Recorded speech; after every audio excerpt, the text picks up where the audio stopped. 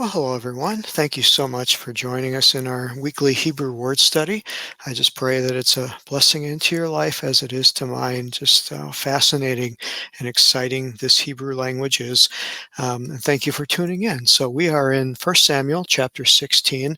Last week we just did verse 1. So we're going to jump ahead and be in verse 2 today.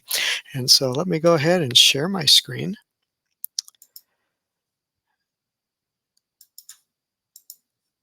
And we are now sharing.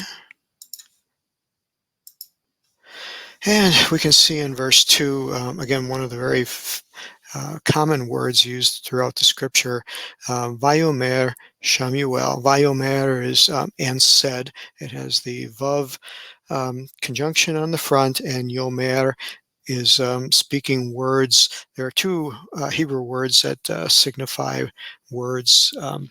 And that is Amar, which are common type words, and Divar or Diber, which are words more meaningful and words from the heart. And so when we see this word come up here, we see right away that this is Vayomer, which are words that are not necessarily from the heart, but they're more just words to get a message conveyed that isn't so intense. But yet this whole sentence here is very, very unique. And of course, this is Samuel speaking as Vayomer, Shamuel, Ech Ele, Veshama, Shaul, Vaharageni. And so Samuel is saying, how can I go to Jesse's sons and anoint the next king? If Saul hears of it, he will kill me. Again, here Samuel is very fearful. And the commentators, when we look at it, we say, oh, he's afraid for his life. But the Jewish commentators don't look at it that way. They look at it that he is fearful that he will fail on his mission if Saul kills him, that he will not be able to fulfill the mission of the Lord. So they're saying here that Samuel isn't so much trying to save his own skin as he is to preserve the will of the Lord and wanting this mission to be done and not wanting to fail at his mission. They're saying that he doesn't really care if he is killed, but he doesn't want the mission that God sends him on to be thwarted by Saul. Now, again, if we think about this and think, okay, God's in control of everything, God is telling Samuel to do this, you would think Samuel would be a man of such great faith, that, tell me to jump in a volcano and, or climb the highest mountain and go into any death-defying circumstance, and I would be happy to do it. But Samuel is showing some intrepidation here, some fear as we look at this. And even though he may not be fearing for his own life, he's definitely not filled with faith and trust as we are sometimes so strong to maybe use those positions with other people, or even berate ourselves that we say that we don't have enough faith, we don't have enough trust, and begin to feel somewhat self-defeated. Well, here's Samuel, one of the last great prophets before a king was chosen here, and he has some fears, he has some doubts. And let's look and see what God's response is to him. Again, this is going to just blow you away. It's so fascinating. And again, it uses the term Vayomer, and it says Yahweh answered. The Lord answered. And it's significant, again, that the word Yahweh is used, not Elohim. This isn't God with a big stick and lightning bolts saying, well, what's the matter with you? Here you're my prophet and you're having trouble. You're trusting me. I don't... Nowhere here is God berating him, belittling him, condemning him in any way for what he's feeling. And I think this is just beautiful. And again, using the word Yahweh shows the compassionate side of God, where he's understanding. And look what he tells Samuel to do.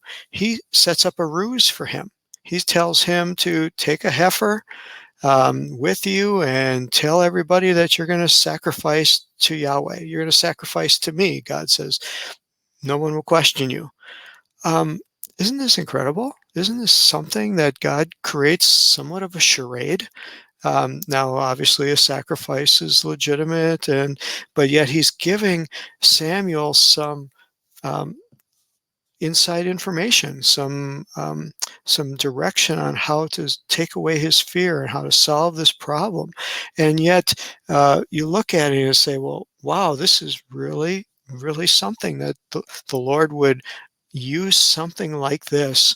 And again, to me, it just shows the compassionate nature of God to give us the ability to feel confident, to give us the ability to trust and know that this thing was from God. And so here Samuel goes, takes his heifer, heads to do a sacrifice. No one is any the wiser because of what's going on. Get to verse 3, and it is Vaikarata le Yishe, which would be the word for Jesse. Again, interesting to see the Anglican English transliteration of what the word is in in Hebrew. The lamed is the preposition in front, so it's really saying to Jesse, and Jesse is spelled with the yod, the hirik, and the sheen with the uh, patak underneath it. So again, and the final yod. So again, very interesting pronunciation, a little different than English. And then he tells him to sacrifice uh, Batsavach and Vai Anuhi Odiaka. Odiaka, I will show you. Now, what we see in here is that we don't see any PL forms. There are no intense verbs, no intense language being used here. So he says, et asher ta'aseh, what you want to do, umashachata, and you shall anoint. Notice that this word, umashachta, is the word where we get Mashika or Messiah from. It is the Hebrew word, and it just simply means to anoint. It really wasn't intended to be the last name, but it is just the anointed one.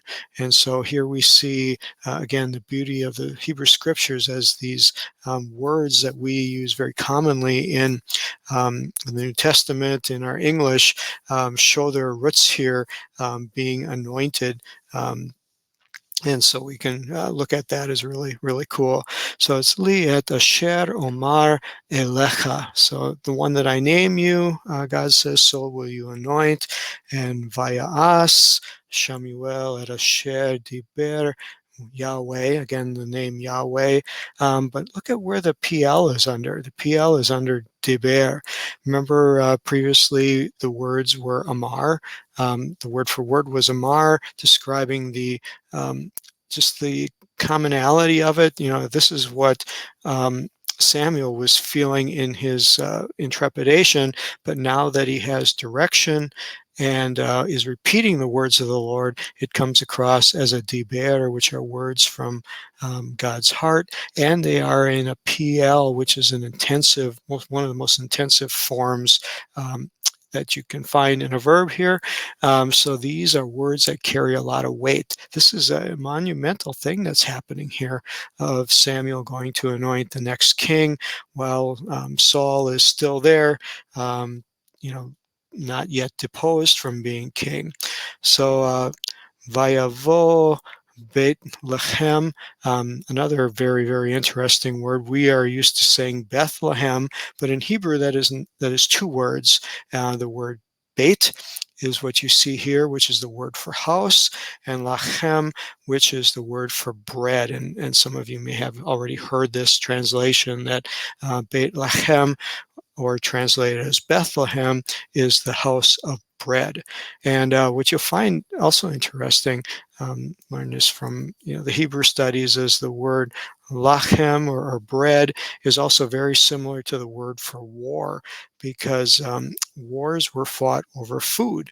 And so the root word for battles and wars is actually related to the word lachem for bread. Again, very, very interesting. And I just saw something in the news today that because of the drought situation going on in some places, that there are potentially wars or battles or legal battles being fought over water rights and over the drought causing a shortage of water. And so we can understand that very easily, even in our modern times, as to how this would play out. The next word again here is very, very interesting, that the elders, the Zikne of the township, when they saw Samuel coming, it says that they trembled. And this is Vayacher do, that they trembled at Samuel's coming. And of course, trembled bothered me, that this was. That they were all so upset because this is the man of God. This is Samuel. Were they afraid of Saul? Were they afraid? Who knows why they were afraid? And they said, "Are you coming to our town peaceably?" Some of you might recognize the word shalom, meaning peace, but we're going to just take a quick look at this word for trembled. And as we open this word up, it's karad. It's a hate resh dalet harad, and it means to be trembled, to be terrified. But yet there's a lot of different meanings that could come into play here. And so what I read from some of the commentaries is that it could also mean to be excited, to have a excitement. And just kind of scrolling down here through the Brown Driver Briggs understanding of it. But there's also a writ here of it saying that they were excited that he was coming, eager that he was coming.